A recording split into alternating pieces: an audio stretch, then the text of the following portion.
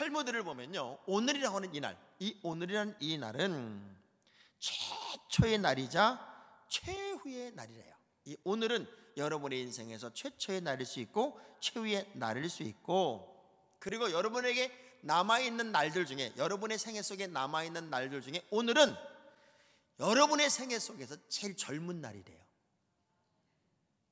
맞죠? 지금 여러분의 남아있는 날들을 다 계수해봐도 오늘은 여러분의 인생에서 제일 젊은 날이야. 옆 사람 얼굴 쳐다보면서 어떻게 이렇게 젊으세요? 어떻게 젊으세요? 그러면 오늘 이 하루가 여러분의 인생이 제일 젊게 살아야 되고, 제일 신바람나게 살아야 되고, 제일 감격적으로 살아야 되죠. 왜냐하면 하나님이 나 하나를 어떻게 지었는지를 생각해 봐봐요. 내가 이렇게 시시하게 살 사람이 아니에요. 이사야서 44장 24절 시작. 내 구속자여, 모태에서 너를 지은 나 여호와가 이같이 말하노라. 나는 만물을 지은 여호와라. 홀로 하늘을 폈으며 나와 함께한 자 없이 땅을 펼쳤고. 할렐루야. 가장 위대하고 전능하신 하나님이 하나님의 자녀들을 세상에서 최고의 열매가 되도록 하나님이 지었다는 거예요. 하나님이 지었으니, 하나님이 만일 그림을 그렸다면, 하나님이 만들었다면 걸작일까요, 졸작일까요? 그냥 걸작일까요, 걸작 중에 걸작일까요? 그럼 여러분은 걸작 중에 걸작으로 살까요, 졸작으로 살까요? 하여간 고르는 재주는 있어요. 어느 정도로 대단한 존재가 나냐면 고린도전서 6장 20절의 말씀을 보면 시작. 값으로 산 것이 되었으니 그런즉 너희 몸으로 하나님께 영광을 자, 돌리라. 값이라는 게 어떤 값이에요? 예수님이 목숨값이에요. 우리 예수님이 목숨값을 다 치러서 여러분을 샀단 말이에요. 죄인인 나를, 그래서 그분을 믿음으로 말미암아 의인되게 만들어 주셨어요. 어마어마한 값을 치러서 여러분을 샀는데, 여러분이 시시하게 살면 우리 예수님이 기분이 좋을까요, 화가 날까요? 생각을 해보세요.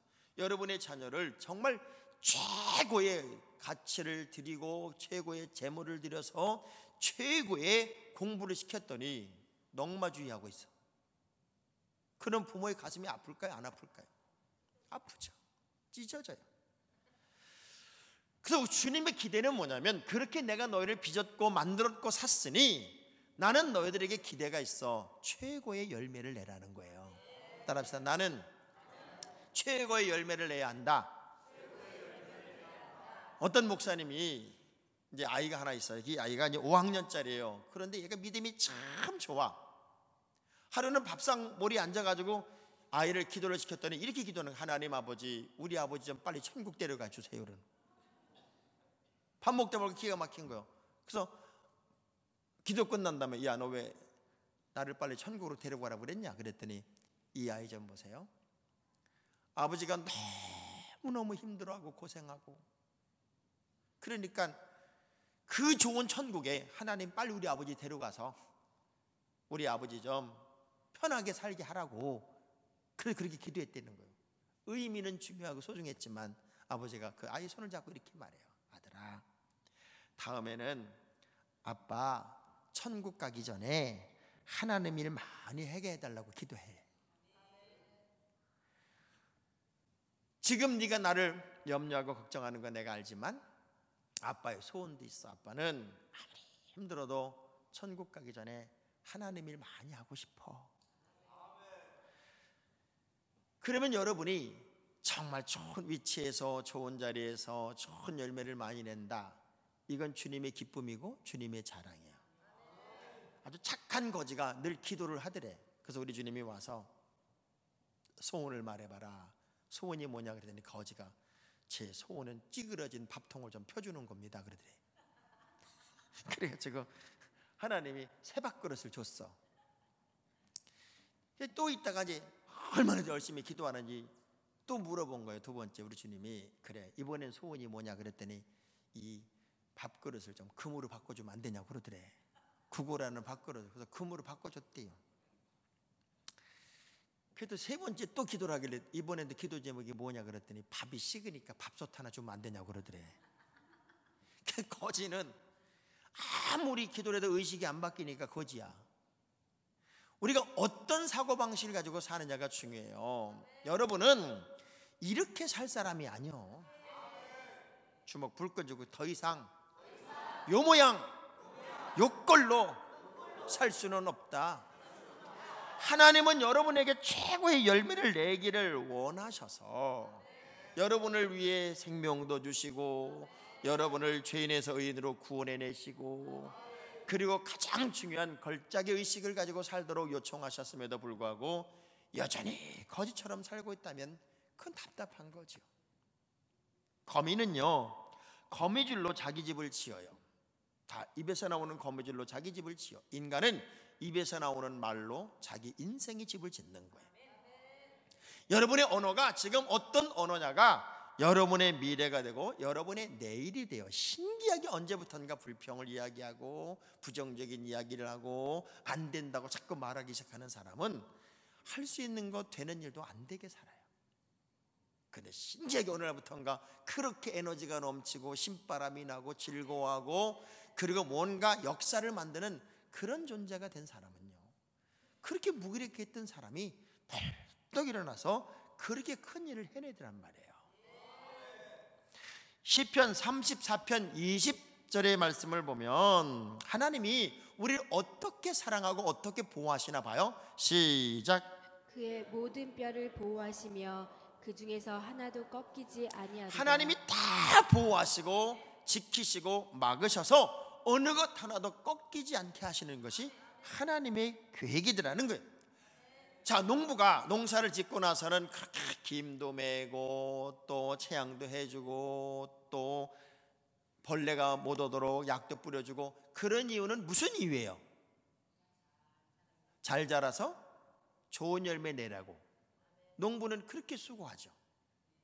우리 하나님이 여러분을 지키고 보호하시고 돌보시고 동행하시고 앞서 인도하시고 하시는 이유가 뭘까요?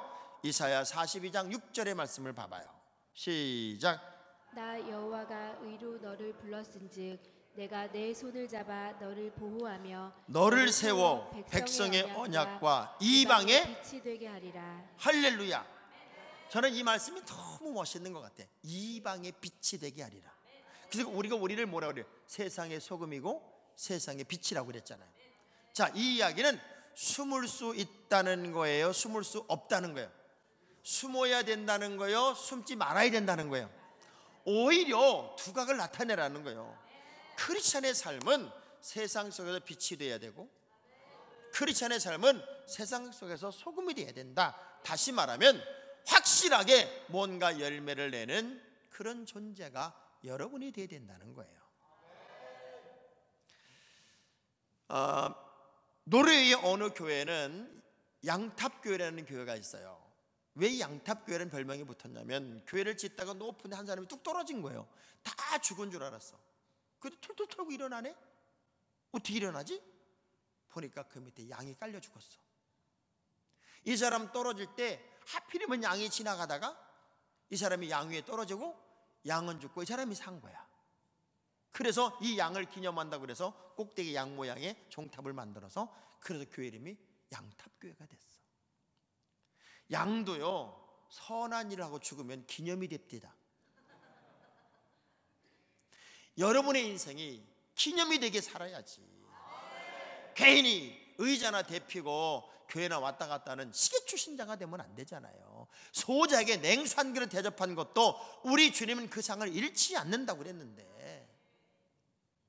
그 상을 다 예비하고 준비하신 하나님이 여러분의 일거수일투족 말 한마디 생각 하나 움직이는 모든 동선을 다 열매로 보시기 때문에 그런 사람들에게 우리 주님은 다 상급을 기억하시고 그리고 열매로 나무를 안다고 그랬으니 그 열매가 선하고 아름답게 맺히기를 기대하고 있지 않을까.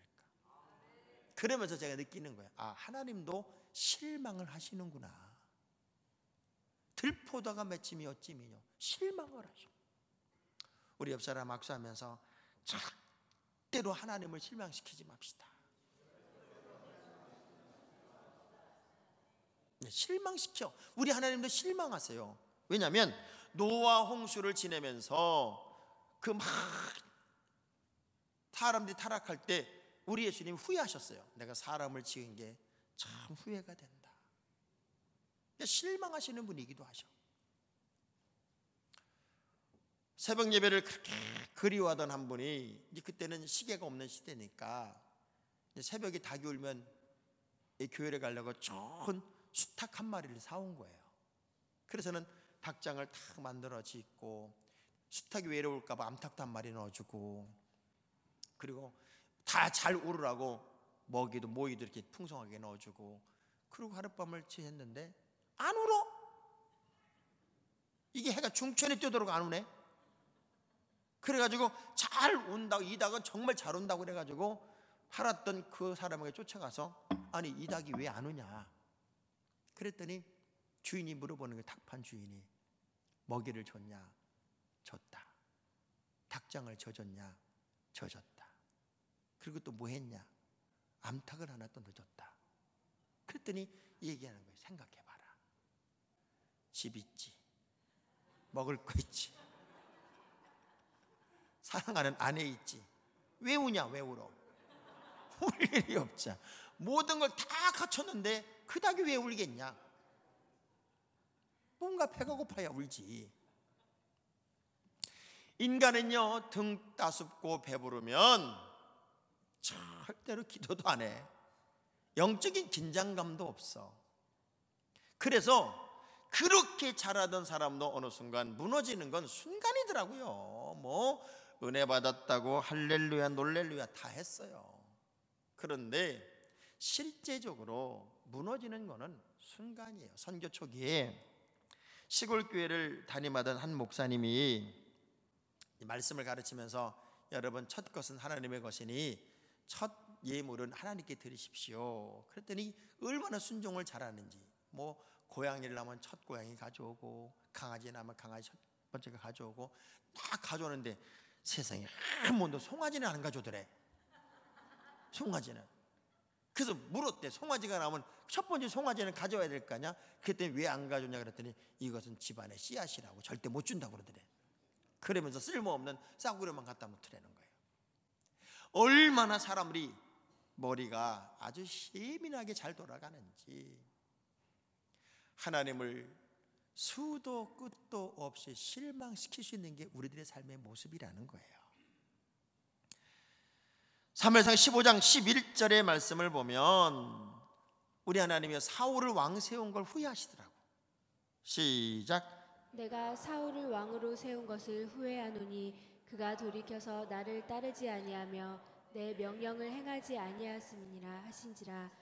또 가룟 유다를 보시면서 마태복음 26장 24절의 말씀을 보면 시작. 인자는 자기에 대하여 기록된 대로 가거니와 인자를 파는 그 사람에게는 화가 있으리로다. 그 사람은 차라리 태어나지 아니하였더라면 제게 좋을 뻔하였느니라. 때로는 우리 하나님이 저건 왜 태어났을까? 내가 저걸 왜 세웠을까? 내가 사람을 왜 만들었지? 이렇게 하나님도 때로는 후회, 그 완벽하시고 전능하신 하나님도 우리 인생들에게 자유의지를 주었기 때문에 때로는 우리가 멋대로 살아가는 모습을 보며 후회하시더라는 거예요. 어쩌면 오늘 여러분 하나하나를 보고 혹시 실망하실까 저는 두려워요. 저는 여러분이 우리 하나님을 실망시키는 인생이 아니라 우리 하나님의 기쁨이 되고 자랑이 되고 감사가 되고 승리가 되는 주인공이었으면 좋겠어요. 왜 극상 포도나무를 심었는데 들포도가 맺혀야 돼요? 최고의 나무를 심었으면 최고의 열매가 맺혀야 그게 기쁨이고 자랑인데. 그러면 여러분은 내가 우리 하나님을 실망시키려고 실망시키나요? 나도 할 만큼 한다고요? 나도 노력할 만큼 한다고요? 그렇게 말할지 몰라요. 그러나 여러분 속에 있는 그 포화를 캐내지를 못해요. 지금의 나만 보지 말라는 거예요. 여러분 속에 있는 어마어마한 하나님의 능력, 하나님의 어떤 달란트들이 여러분 속에 있음을 기억하셔야 돼요. 1867년에 미국은 알래스카를 삽니다. 존슨이 대통령이 되었을 때 이 알래스카를 샀어요. 얼마에 샀냐면 720만 불. 그러니까 진짜 한 섬을 사는데, 하나의 줄을 사는데 720만 불을 줬다. 이건 기가 막힌 거잖아요. 기가 막힌 거. 근데 알래스카가 이제 소련 거였으니까요. 그걸 살 때 소련은 이렇게 생각을 한 거예요. 저 바보, 아이고 얼음덩어리를 저 왜 사나? 그리고 국회 비준도 안 받았기 때문에, 인준도 안 받았기 때문에 미국 국회에서는 난리가 나요. 벌컥 뒤집어진 거예요. 국회 인준도 안 받고 그 얼음덩어리를 왜 샀냐고. 차라리 그놈의 얼음이 필요했으면 미시시피강에 그 얼음을 갖다 쓰면 되지 왜 샀냐고 막 지금처럼 탄핵하려고 난리가 났던 거야. 근데 신기한 건요, 이게 알래스카를 조사하는 조사위원들이 구성이 됐고, 그리고 전문가들이 알래스카를 뒤져 조사를 시작합니다.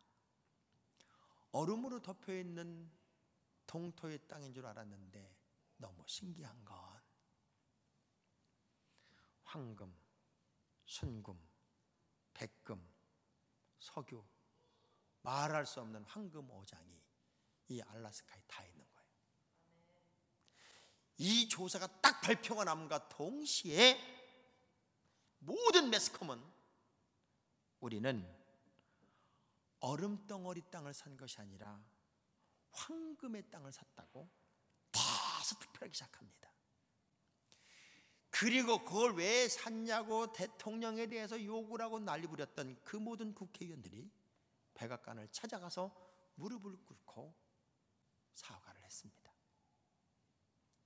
얼핏 보면 이 알래스카라는 땅은 죽음의 땅인 것 같고 얼음의 땅인 것 같고 아무것도 없는 것 같은 이 땅이 그야말로 미국 모든 주 중에 제일 부자들이 사는 데가 알래스카인 거 아시죠, 여러분? 알래스카는요, 1년이 딱 지나면 벌어온 돈을 그 알래스카 주에 있는 사람들에게 머릿수대로 딱 찢어서 나눠줘요. 그래서 애들 많이 낳는 집일수록 부자야. 기가 막힌 곳이 알래스카. 전 여러분이 정말 마치 황금처럼 알래스카 땅에 숨어있는 그 엄청난 보화처럼 여러분 속에는 아멘 할 때까지 어마한 것이 감춰져 있다고 믿어요. 이걸 캐내는 거예요. 이걸 캐내는 거라고요. 그리고 최고의 열매를 내는 삶을 살아야 할 존재가 바로 저고 여러분이에요. 우리 청년들과 이번 주에 나는 두 번째 라운드 테이블 주제가 근면의 가치였어요. 근면에 사람이 어떻게 근면하냐. 근면하다고 하는 것은 얼마나 큰 영향력을 끼칠 수 있으며 사람들에게 얼마나 크게 인정받을 수 있으며 가치 있는 사람으로 어떻게 살 수 있는지를 나누는 시간이었어요. 다시 여러분의 자리를 찾으세요. 그리고 가장 영향력 있는 존재가 되어야 되고 최고의 열매를 내는 인생이 돼야지 실망시키는 인생이 되지 않기를 주의 이름으로 축원합니다. 따라합시다. 나는 극상품 포도나무. 나는 최고의 열매를 내야 할 사람. 나는 절대로 하나님을 실망시키면 안 되는 사람. 그게 누구라고요? 가슴을 치면서 저요 이렇게 해야 돼요. 그게 누구라고요? 기도하겠습니다.